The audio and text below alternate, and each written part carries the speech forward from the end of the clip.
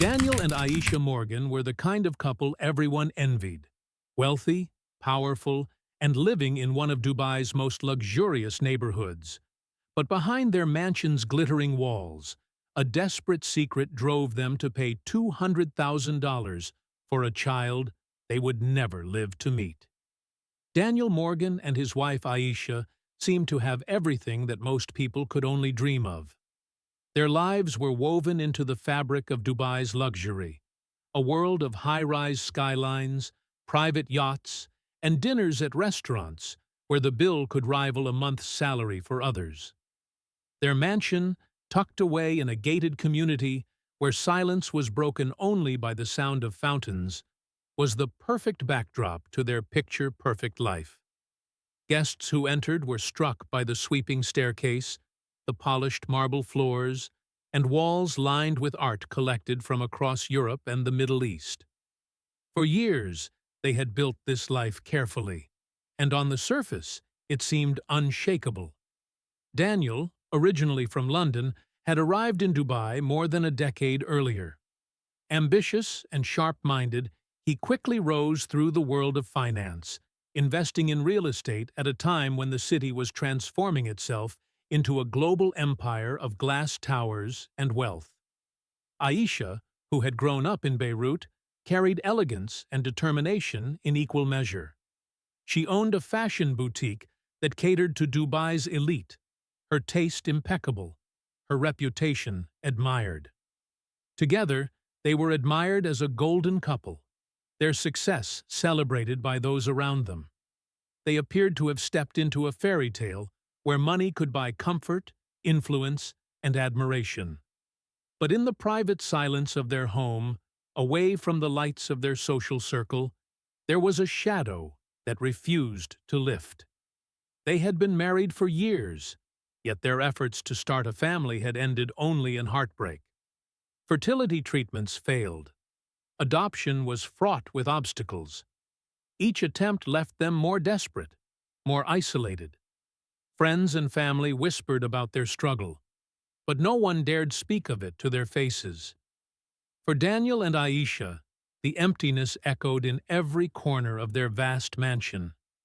No children's laughter filled the hallways, no footsteps scattered across the polished floors. As time passed, what should have been joy in their marriage slowly turned into quiet obsession. They wanted a child not just to complete their family, but to heal something unspoken between them. Aisha longed for the role of motherhood she had dreamed of since she was young. Daniel, who had built an empire with his own hands, felt powerless in this one part of his life. Their wealth opened doors in every other arena, but here it seemed useless. The contrast between the glittering life they displayed to the world and the private sorrow they carried became harder to ignore. In public, they attended galas, smiled for photographs, and were seen as untouchable symbols of luxury. Yet at home, their conversations often returned to the same painful subject: how far they were willing to go for the child they wanted so badly. That longing grew heavier with every passing year. It became not just a desire, but a fixation. The emptiness of their home began to haunt them. Each beautiful possession they owned, from diamond jewelry to designer clothes, only highlighted what they lacked. Behind closed doors, their perfect life was slowly unraveling, shaped by the one thing they could not control. The Morgans would soon discover that their desperation could make them vulnerable in ways their wealth and influence could never protect. It was this vulnerability, hidden beneath the polished veneer of their public life, that would draw them into a dangerous path from which there would be no return. The decision to pursue surrogacy did not come suddenly for Daniel and Aisha. It was the result of years of disappointments, consultations with doctors across different countries, and long nights filled with arguments that ended in silence. They had reached the point where every conventional door seemed firmly closed, and the only option left was to step into a world that existed far away from the polished clinics and glossy brochures. Surrogacy in Dubai was a subject that existed in whispers, spoken about carefully in hushed tones, always linked with risk. Laws made it difficult, and official channels seemed endless and uncertain. But for Daniel and Aisha, who had the money and the desire, the legal barriers became less important than the hope of finally holding a child of their own. It began innocently enough. Aisha spent her nights searching through online forums, reading about other couples who had faced the same struggles. She found stories of women who claimed to know someone who could arrange a private surrogate. Daniel was skeptical at first, but desperation has a way of eroding caution. Soon, contacts were passed along, encrypted messages exchanged, and arrangements quietly discussed.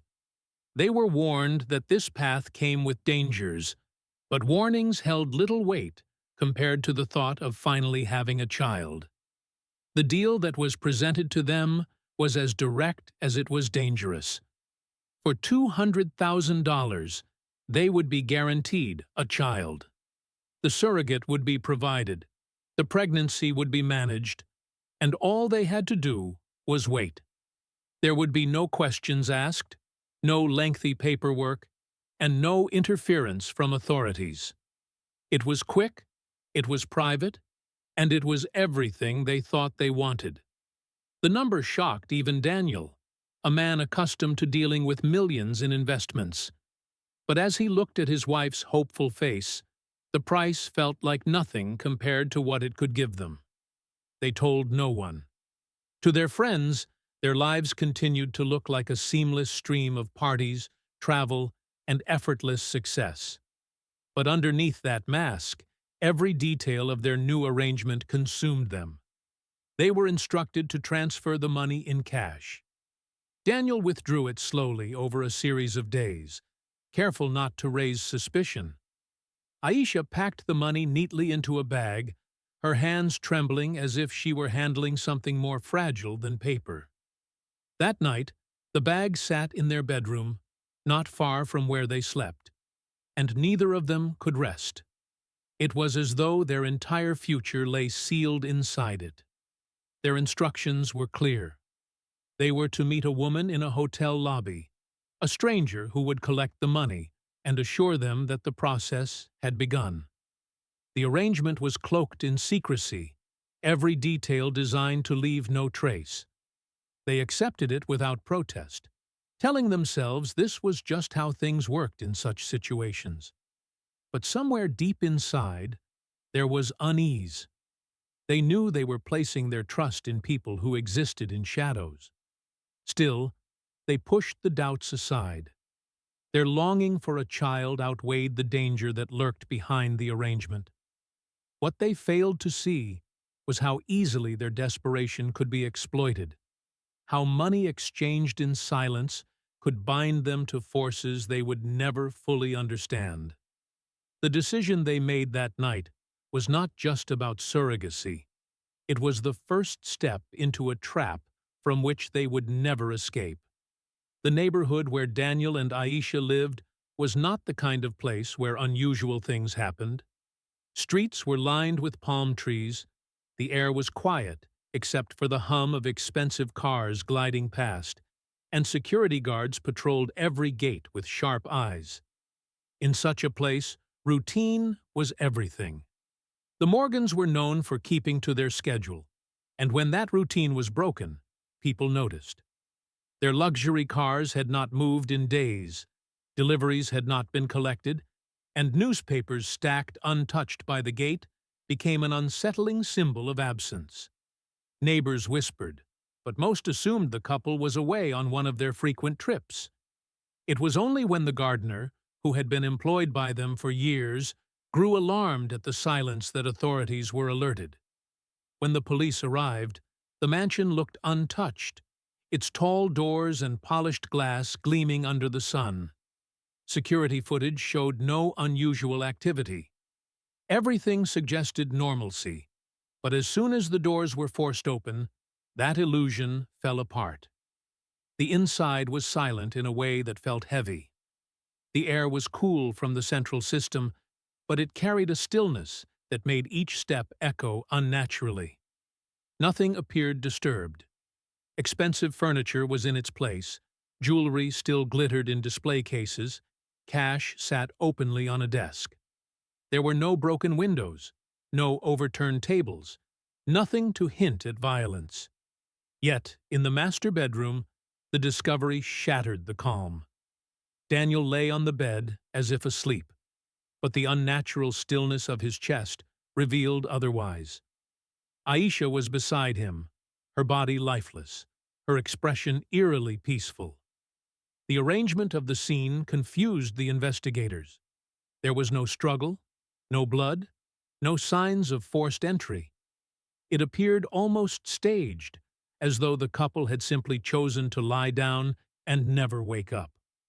For a moment, suspicion turned toward the possibility of a double suicide, but nothing in the room supported that theory. Pills were absent, and glasses of water by their bedside showed no unusual residue. Neighbors gathered at a distance, watching as police cordoned off the property. In a community where wealth shielded residents from ordinary crime, the news spread with a mix of fear and disbelief. Some speculated that stress had finally consumed them, others suggested a medical tragedy. But whispers soon turned darker. It did not seem possible that two people, both young and healthy, could simply die in unison without cause. The investigators who combed through the mansion were unsettled by what they did not find. There were no signs of entry, yet there were also no signs of departure. Whoever had been there, if anyone, had left nothing behind. Every corner of the house felt too pristine, too carefully untouched. The scene gave the impression that someone had been inside long enough to make it look as though nothing had happened.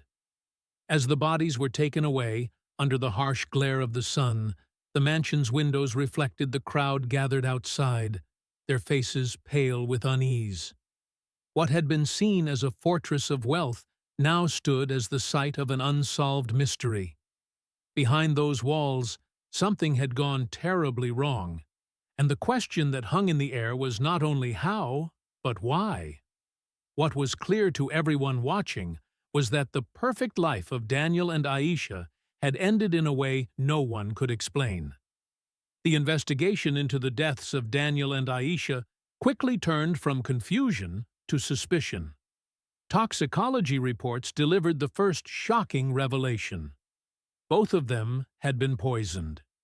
It was not a fast-acting substance, but something rare and deliberate, administered slowly over several days. The poison worked in silence, slipping into their systems until their bodies could no longer resist. This detail changed everything. What had first seemed like a tragedy without explanation was now confirmed as homicide. Yet the mystery only deepened. How had the poison been delivered? Who had been close enough to administer it without raising suspicion? Detectives began to peel back the layers of the Morgans' seemingly perfect lives. Financial records revealed something unusual: a withdrawal of $200,000 in cash shortly before their deaths. It was an enormous sum, even for a couple of their wealth, and it immediately stood out. Investigators traced the withdrawals across several banks, observing how Daniel had split the transactions over days, a strategy that suggested secrecy rather than carelessness. The question became clear: what had the Morgans purchased with such a sum? Surveillance footage from a downtown hotel provided a crucial lead.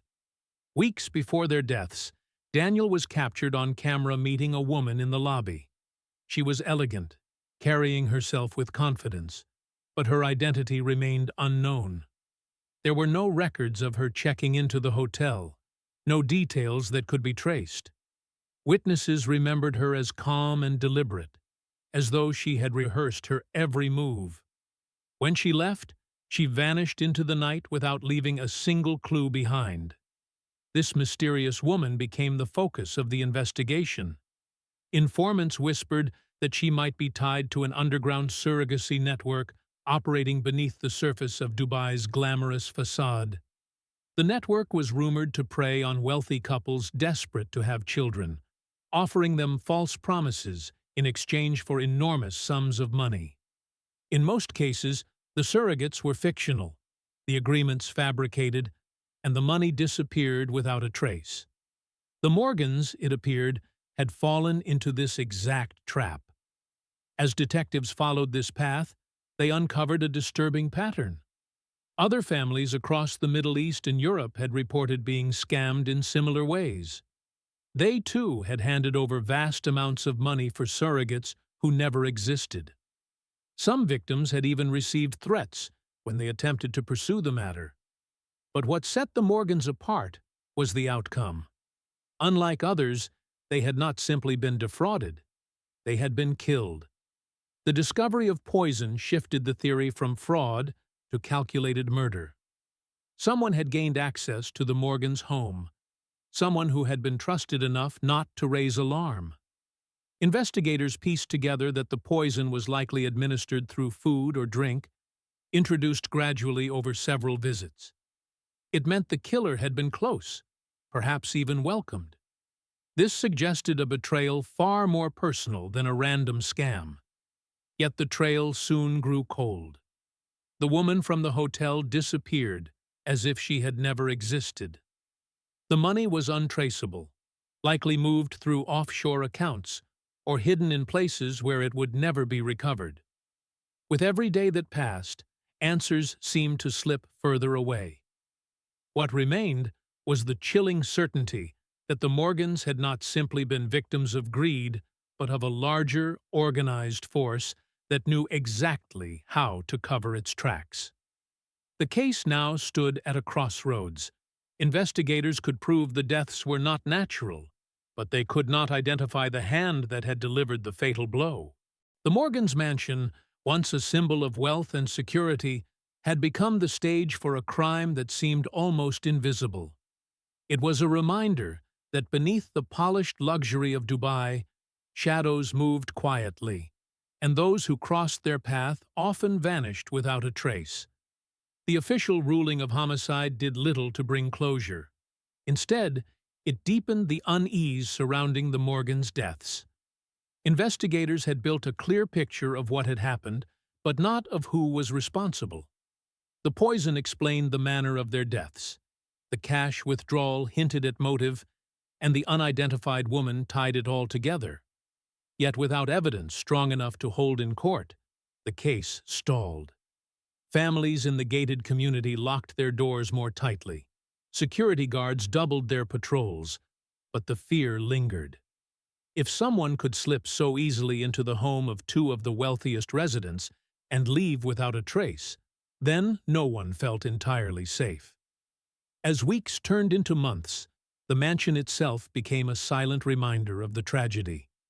Curtains remained drawn, the garden fell untended, and whispers spread about what had happened inside. Some said the couple had been cursed for dealing with shadowy networks. Others believed they had been targeted by people they trusted. The truth, however, was far less comforting. The investigation revealed that the surrogacy network was real, that it stretched across borders, and that countless families had fallen victim to it. The Morgans' $200,000 had simply disappeared into its machinery, never to be recovered. The unknown woman who had met Daniel was suspected to be only one piece of a much larger operation, an operation too elusive for the authorities to penetrate. What disturbed investigators most was the calculated nature of the poison. It had not been a random act of vengeance or a reckless cover-up. It had been precise, clinical, and patient. Someone had administered it over days, ensuring the couple would weaken gradually and die without obvious signs of trauma.